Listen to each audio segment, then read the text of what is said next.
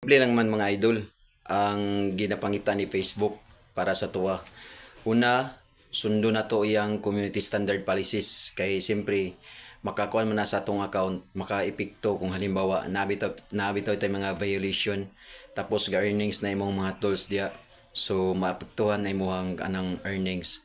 Muna gipangita niya tapos ang pinaka number one jud nga ipangita ni Facebook mga idol, mag-upload jud ka og content nimo nga original kanang gikan jud sa imong kuan huna-huna, ikaw jud naghimo.